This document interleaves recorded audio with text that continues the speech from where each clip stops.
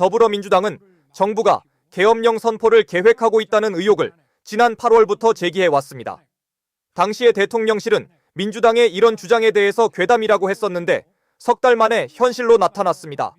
지난 8월 한 라디오 방송에서 계엄령 준비 작전 이야기를 꺼낸 민주당 김민석 최고위원. 어떤 근거로 의혹을 제기하느냐는 질문에 전반적인 종합적 판단을 하고 있고 그런 일이 발생되지 않도록 대비하고 있다고 언급했습니다. 이재명 대표도 국민의힘 한동훈 대표와의 첫 공식 회담 석상에서 계엄령 의혹에 한동훈 대표는 근거 없는 국기문란이라고 비판했었습니다. 대통령실도 선동 정치라며 강하게 반발했었는데요.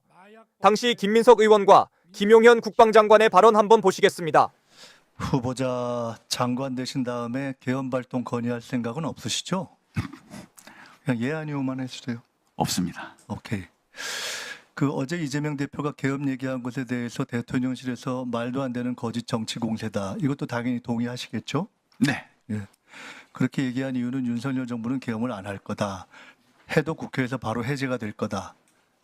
그겁니다. 제가 얼마 전에 이렇게 얘기했습니다. 김용현 후보자를 국방장관에 갑자기 임명하려는 것과 대통령의 반국가 세력 발언은 김건희 여사의 감옥행을 막기 위한 계엄 준비 작전이다. 이것도 말이 안 되는 정치 공세라고 생각하시는 게 당연하겠죠? 동의하지 않습니다. 네. 오늘 그 얘기를 좀 해보겠습니다. 대통령께서 후보자한테 장관으로 가서 계엄 준비해라 이렇게 말씀하신 적도 당연히 없으시죠? 네. 네. 설령 계엄을 해야 할 상황이 온다고 해도 국회가 과반수 의결로 요구하면 바로 해제될 것이기 때문에 후보자도 사실상 계엄은 현재 불가능하다. 그것이 대통령실과 정부 여당 관계자들의 주장이기 때문에 이렇게 보셔서 그렇게 말씀하시겠죠? 네, 생각해 본 적 없습니다. 네. 아니, 생각해 보신 적이 없는 것이 아니라 계엄이 불가능하다라고 주장을 네. 하고 있지 않습니까? 헌법 제77조에 보면은 국회가 제적의원 과반수 찬성으로 계엄 해제를 요구하면 대통령을 이를 해제해야 된다. 대통령실이 이 조항을 정확하게 지정한 겁니다. 맞죠? 네. 국회의원에게는 불체포 특권이 있기 때문에 계엄이 발동돼도 국회의원들이 국회에 모여서 해제를 요구하면은 계엄은 해제됩니다. 이것이 100% 진실이면은 대통령실 얘기가 맞고요. 이재명 대표 얘기는 거짓 정치 공세고 괴담이 됩니다. 근데 계엄법 제13조에 보면 여기 PPT를 중간중간에 제가 이건 띄우라고 안 했군요. 계엄법 13조의 국회의원 불체포 특권을 보면은 계엄 시행 중 국회의원은 현행범인 경우를 제외하고는 체포 또는 구금되지 아니한다 이렇게 돼 있습니다. 그 얘기는 뭐냐면 국회의원들이 계엄법상 현행범입니다. 또는 구금돼서 계엄 해제 의결을 과반수로 만들 만큼 참여하지 못한다면 지금까지의 이야기는 다 바뀌게 되는 것입니다. 이런 상황이 실제로 생긴다면 거꾸로 이재명 대표의 이야기는 진실이 되고 대통령실의 이야기는 거짓이 될 수도 있겠죠. 자, 현행범의 정의는 뭘까요? 한번 저기 떠 있지 않나요? 네. 형사소송법상의 현행범 정의가 있습니다. 범죄를 실행하고 있거나 실행하고 난 직후의 사람을 현행범이라고 합니다. 그중에 1. 범인으로 불리며 추적되고 있을 때 4. 누구냐고 묻자 도망하려고 할 때 형사소송법상 현행범의 정의입니다. 후보자께서 혹시 이거 말고 대한민국에서 현행범의 다른 범위 정의를 알고 계신 거 없죠? 네, 처음 봤습니다. 네.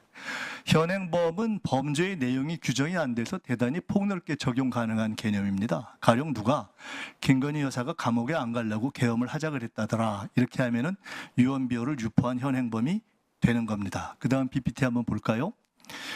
지금 저기 있는 대비계획이라는 것은 지금 소위 얘기하는 박근혜 정부의 계엄 문건이 대비계획 세부 자료입니다. 이 중에 13 자료가 떠 있을 겁니다. 2017년에 만들어진 박근혜 정부 계엄 문건 정확한 명칭은 대비계획 세부자료 13은 여소야대가 국회가 계엄 해제를 시도할 경우에 대비한 조항입니다. 그중에 맨 마지막을 보시면 집회 시위와 반정부 정치 활동을 금지한 포고령을 선포하고 위반 시 구속 수사 등 엄중 처리 관련 경고문을 발표해서 합수단은 불법 시위에 참석하거나 반정부 정치 활동한 의원을 집중 검거 후 사법 처리해서 의결 정족수 미달을 유도한다. 이렇게 적시되어 있습니다. 후보자께서는 2017년에 이 계엄 문건 작성에 관여하신 적이 당연히 없겠죠? 네, 그렇습니다. 이 문건 작성 사실은 2017년에 아셨습니까? 몰랐습니다. 모르셨겠죠, 당연히. 2017년 당시 후보자는 계급과 직책이 합참작전본부장이었던 것 같은데 맞습니까? 맞습니다. 2017년에 이 문건이 작성된 건 팩트인데 합참작전본부장이면 꽤 고위직인 후보자도 몰랐다는 겁니다. 즉, 이 정도의 문건 작성은 극소수 외에는 군 고위 장성들조차도 몰랐던 게 당연하겠죠. 만약 후보자가 이 시점에 이걸 아셨다면 되게 황당하다고 하고 반대 이상하게 생각하셨겠죠? 네, 그렇습니다. 그렇겠죠. 만일 이 시점에서 권력 어디선가 개업 논의가 있어도 정부 여당과 군 관계자 대부분이 모르는 것이 2017년 후보자의 경우를 비추어 봐도 당연히 정상이겠죠? 그렇겠죠. 자, 이 개업 문건에 대해서 정부 여당 관계자들은 문재인 정부에서 요란하게 조사했지만 무죄가 났다 이렇게 이야기합니다. 자, 실제 내용을 보겠습니다. PPT 한번 띄워주세요. 추미애 전 대표가 민주당에서 개업 문보를 제기했을 때 정부 여당이 지금처럼 아주 똑같이 펄쩍 뛰면서 부인했습니다. 결국 2017년 개업 문건 작성은 사실이었습니다. 제가 당시 추미애 대표에게 제보했던 사람 중 하나입니다. 정부 여당이나 관계자들의 주장처럼 조현천 당시 기무사령관의 내란 예비 음모 혐의는 검찰에서 무혐의가 되었습니다. 왜? 문건은 작성되었지만 문건 작성만으로 실질적 내란 위험에 이른 것은 아니다. 이런 이유입니다. 그러나 조현천의 개업 문건 작성 직권 남용은 현재 1심 재판 중이고 문건을 작성하고 은폐한 기우전과 소강원 당시 기무사 5처장과 610 부대장은 2심에서 유죄를 받았습니다. 그건 아시나요? 모르시나요? 예, 제가 관심을 이렇게 못 중요한 거 군에서 쿠데타 개업 음모가 있었던 건데 이거 모르시나요? 이런 거 다 모르나요? 이렇게 중요한 논의가 됐는데 몰라요? 넘어가겠습니다. 이런 부분에 자, 그다음 관심이 PPT로 없었습니다. 넘어가겠습니다. 네. 띄워주세요. 국가 비상사태가 발생하면 국방부는 계엄 선포 요건을 검토해서 대통령에게 건의하고 국가안보회의와 국무회의 심의를 거쳐 선포합니다. 즉 계엄 선포 검토도 건의도 국방부 장관이 하게 되어 있죠. 이건 아시죠? 네, 자, 그다음 PPT. 헌법 77조와 계엄법 9조에 따르면 비상계엄 선포 시에 체포, 급음, 압수수색, 거주, 이전, 언론, 출판, 집회, 결사에 대해서 국민의 기본권 제한이 가능합니다. 국방부 장관이 검토하고 건의하는 계엄의 중대한 권한입니다. 장관 되실 거니까 이건 아시겠죠? 예, 그다음 PPT 보여주시죠. 박근혜 계엄 문건에 의하면 비상계엄 당시에 사이버 유언비어 차단을 위해서 방통위가 주관하는 유언비어 대응반을 운영하고 시위 선동 등 포고령 위반자가 가입한 포털 사이트 SNS 계정 폐쇄 및 검거 사법 처리한다는 단계적 조치 사항에 나와 있습니다.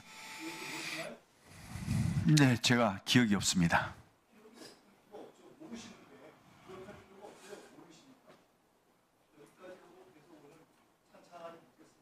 네, 추가 질의를 해주시기 바랍니다. 다음으로 강대식 의원님 질의해 주시기 바랍니다.